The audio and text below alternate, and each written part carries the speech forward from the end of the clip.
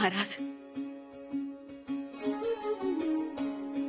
शंभूराजांकडे आता बघवत नाही, ते सफाई देतात, आमच्या मनाला यातना होतात।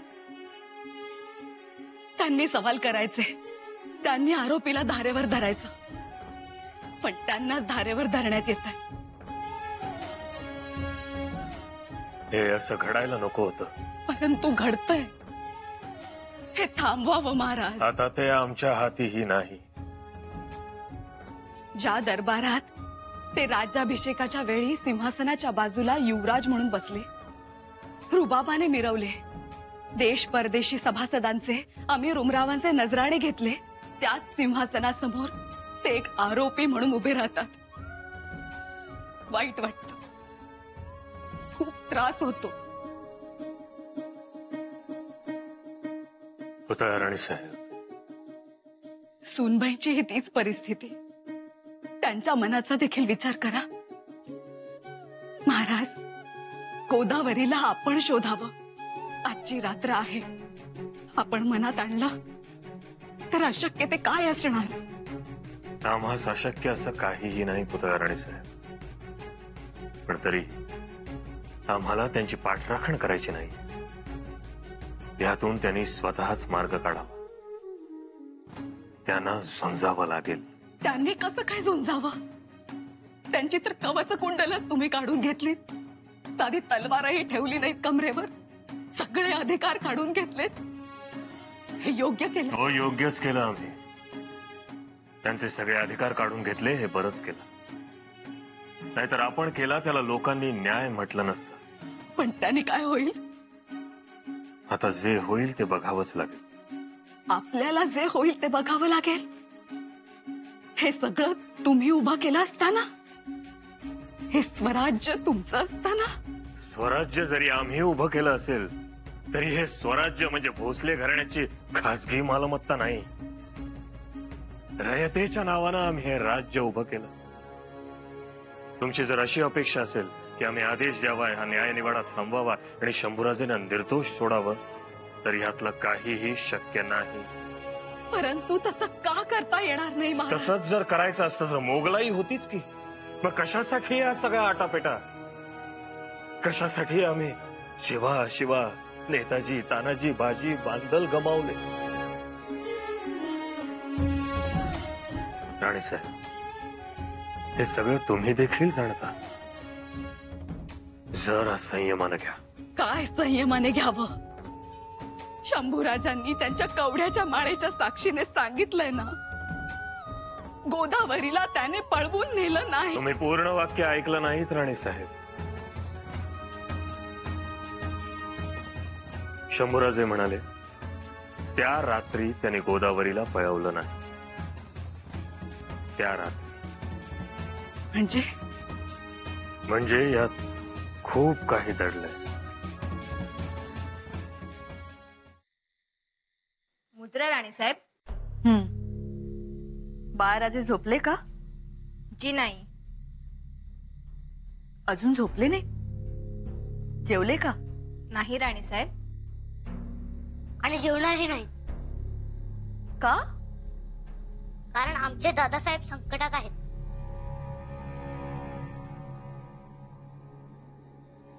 तुम्हाला कोणी सांगितलं?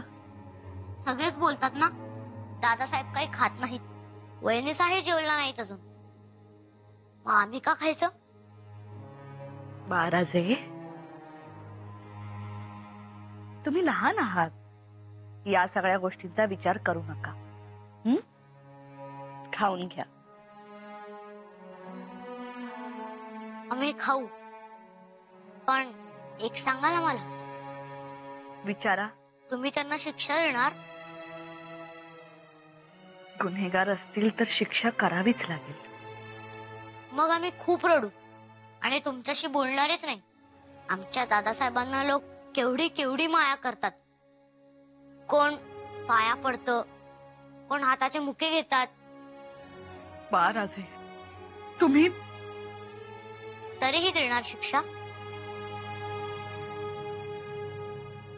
गुन्हा सिद्ध झाला तर शिक्षा करावीच लागेल, सांगितलं ना। बाळराजे, आम्ही जर त्यांच्या जागी उभा राहिलो तर आम्हालाही द्याल शिक्षा? महाराजे, काय झालं दादा? काय माग लागला का गोदाचा? नाही, कुठं ऐकूनच ठावं, पर अजून कुणालाच कशी घावं ना. गावल ग ती जातीय कुठं, आणि पळवणारा बी तिला कुठं पळवून पळवून पळवणार आहे. मला वाटतंय ह्याच्यात दुसरीच कोणतरी माणसं सामील असतील. असत्यालच, पण माझ्या मनाला एक पटलं बघ, आपल्या युवराजांचं एक काम नाही. हवं ते तर समजत सांगतात हो, हा, तर आपल्या लेकराच्या गळ्याला नख लागलंय ना हवं, ते काढायला पाहिजे. इथंच माझं घोड पेंड खातय धारक्का. तुला खरं सांगू का धारक्का, ही तत्वाच्या धारेवरची कसरत आहे का नाही ती मला कधी जमली नाही. दादा हवं असं बोलून कसं चालेल? काय बी करून गोदाला शोधायलाच पाहिजे. वय शोधाय पाहिजेच. तेवढं बघाच, आपल्या समद्यांच्या हातात आजची एकच रात आहे. हा, उगा मनात शंकेची पाल चुकायला लागली. भैरीनाथा, तसं काही नसू दे, पर तिला काही केलं नसेल ना? मला उगा भ्या वाटायला लागले आता. उगा काय बाय बोलू नग, मारू घ्या.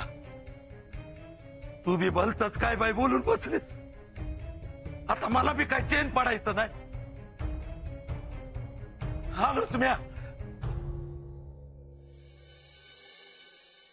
सगळं ठीक आहे ना? समजा ठीक आहे. अहो, तुम्ही दिलेल्या इशाऱ्याप्रमाणे सगळे घडते बघा. बस.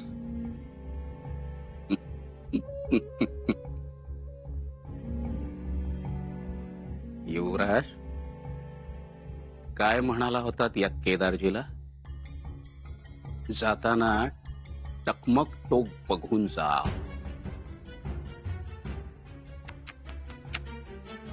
आणि युवराज, या केदारजीनेच तुम्हाला अशा टकमक टोकावर आणून उभं केलंय, आता तिथून तुम्हाला मागे फिरता येणार नाही. बर काय बी म्हणा मालक, तोड नाही बाकी तुम्हाला.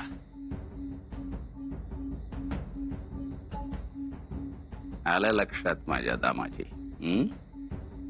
अरे बाबा, माझ्या बाजूला तुझ्यासाठी सुद्धा हात ताळ्याची माडी बांधणार आहे मी. आता मी काय सांगतो ते नीट लक्ष देऊन ऐक. जी. उद्या निवाडा सुरू झाल्यावर गोदावरीच्या नावाचा पुकारा झाल्याबरोबर तू तिचं प्रेत घेऊन दरबारात हजर व्हायचं. बर. प्रेत बैलगाडीतून गवताने झाकून आणायचं आणि आणखीन एक, मागच्या दाराने यायचं. बर मालक, मला कशाबाई येऊ देतील गडावर? हा परवाना सुरनीसांचा, तुला कोणी अडवणार नाही. हे घे. दामाजी, आजची रात्र खूप महत्वाची आहे, विसरू नकोस. जी. जपून राहा. निघ.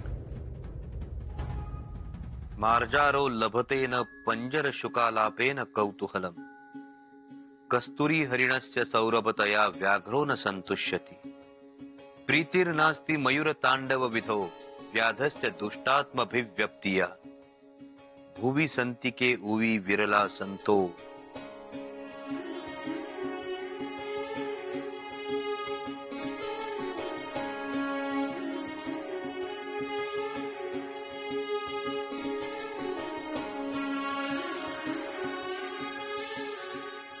भुवि संति के उवी विरला संतो गुणग्राहकाः. काय करताय युवराज? कविता. कविता? सगळा गट बेचैन आहे. कुणी कोणाशी बोलत नाही. मुतपाक खाण्यात कोणी फिरकलंही नाही. चुलीही पेटवल्या नाहीयेत युवराज. पुतळा मातोश्री तर महाराजांच्या महालाचं दार धरून बसल्या. सकवारबाई सगुणाबाई भांबावल्या. घरात त्याने तर मामासाहेबांचा पिच्छा पुरवलाय. आलेल्या रयतेनं जगदीश्वराला कोंडून ठेवलंय. राजाराम बाळराजांनी थाळ्याला हातही लावला नाही आणि तुम्ही काव्य लिहिताय युवराज. एवढ्या दुःखात तुम्हाला कसं सुचू शकतं काव्य? येसू, दुःख तर आहेच, रागही आहे, चीड सुद्धा आहे आम्हाला आरोपी म्हणून उभं राहावं लागल्याची. पण येसू, या सगळ्या बरोबरच आमच्याकडे प्रतिभा सुद्धा आहे. पसाभर असलं तरी ते दुःख कुरवाळत बसण्यापेक्षा चिमूटभर असलेल्या सुखाचा सोहळा करावा हो माणसा. येसू, ऐका तरी, ज्याप्रमाणे पिंजऱ्यातल्या राघूच्या गोड बोलण्याचं मांजराला कौतुक वाटत नाही, कस्तुरी मृगाच्या सुगंधानं वाघाला आनंद होत नाही, मोर पिसारा फुलवून नाचला तरी पारध्याचं मन सुखावत नाही, त्याचप्रमाणे बहुधा आमचे गुण दुष्ट लोकांना आवडत नसावे, म्हणून हा बदनामीचा आरोप.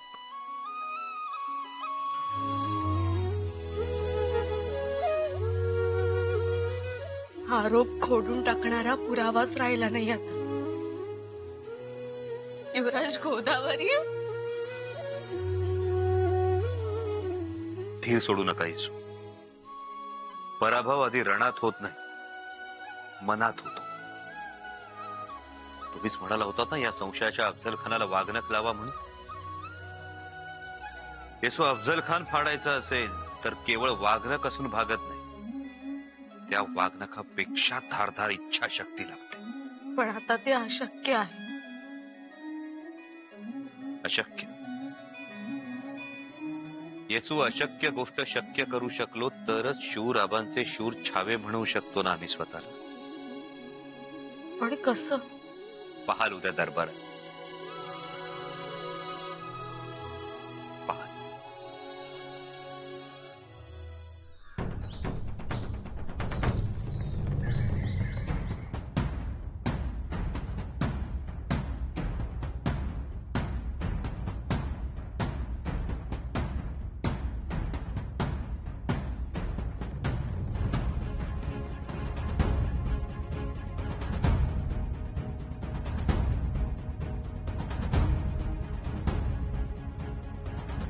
महाराज, निवाड्याचे कामकाज सुरू करण्याची इजाजत मिळावी. इजाजत आहे. काल दरबार तहकूब करताना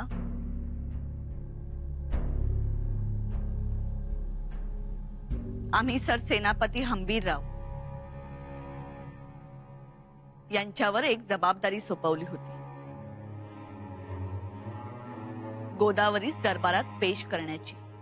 जी राणी साहेब. त्याबद्दल काही माहिती? गोदावरीस दरबारात पेश करण्यात येत आहे. माफी असावी, पर गोदावरीचा काही माग लागला नाही. सरकार, महाराज, गोदावरीला मारली महाराज. गोदावरीला मारली. आता कसली येते गोदावरी सरकार?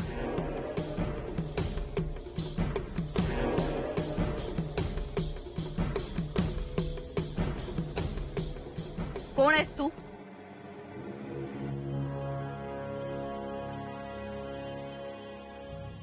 आणि हे तुझ्या हातात काय आहे? राणी साहेब, हे तिचं लुगडं, रक्ताने भरलेलं, आणि ह्या तिच्या फुटलेल्या बांगड्या. कदाचित रानात तरुस किंवा लांडग्याने तिला. गोदा, आता कसली येते गोदावरी? जगदीश्वरा, काय ऐकायला लागतंय? गोदावरी. या बांगड्या आणि हे लुगडं तुला कुठे सापडले? ते मला रानात मी गेलो होतो तेव्हा ते बांगड्या आणि ते लुगडं. या इस्माला ताब्यात घ्या आणि चौकशी करा. सरकार, त्याला कशाला? तो माझा माणूस आहे. मीच त्याला गोदावरीला शोधण्यासाठी पाठवलं होतं. न्यायासनाचा अवमान खपवून घेतला जाणार नाही. या इस्माला ताब्यात घ्या आणि चौकशी करा. राणीसाहेब, मी काय नाही केलं. राणीसाहेब, राणीसाहेब, राणीसाहेब, मी खरंच काय नाही केलं. राणीसाहेब, राणीसाहेब. मारून काय मिळालं? बाई माणूस, हे असं घडायला नको होतं.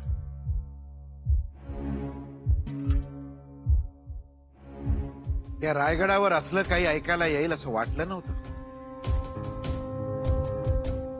लई मोठा गुन्हा घडला. महाराज आता माफी नाही करणार.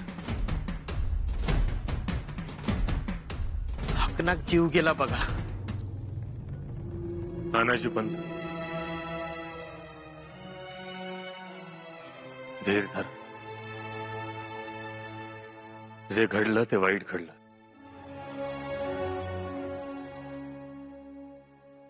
पण आम्ही आहोत तुमच्या बरोबर.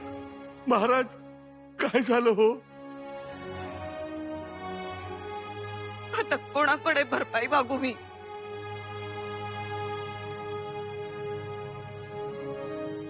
गोदा, काय पाप केलं होतं मी, म्हणून देवाने माझ्याजवळ ही वेळ आणली.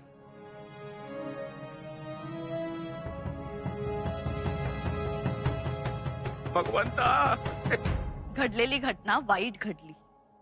ज्या गोदावरीस पळवून नेले हा निवाडा तिच्यासाठीच उभा आहे. परंतु तिला मारले असल्याचा पुरावा सदृश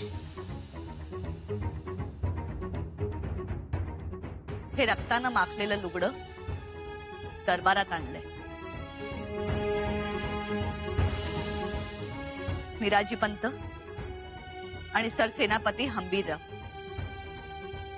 यांनी सत्यता पडताळून घ्यावी.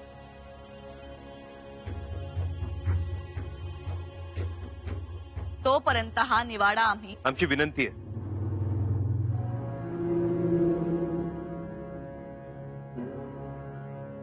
निवाडा सुरू ठेवा.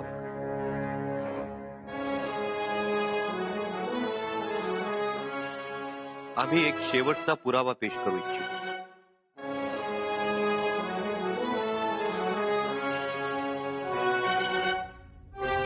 हा न्यायसनाचा अपमान आहे असं नाही वाटत?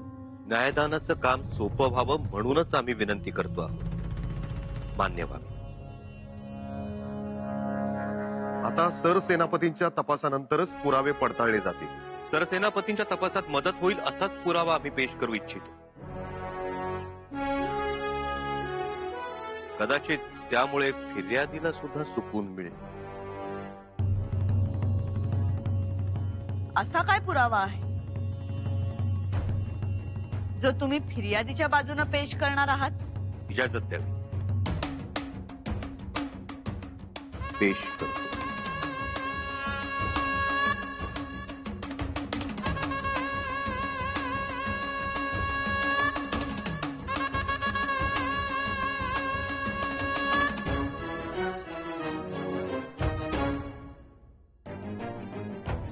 जरूर, इजाजत आहे.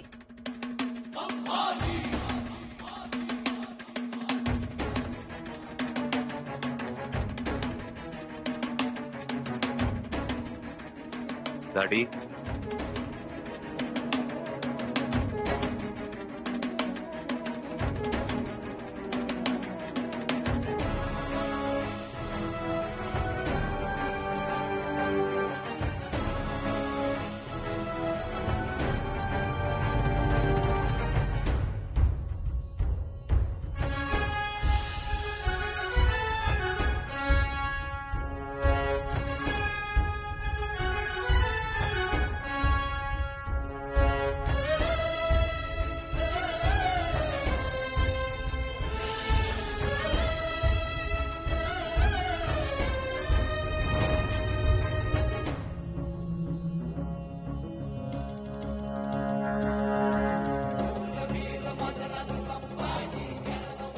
होता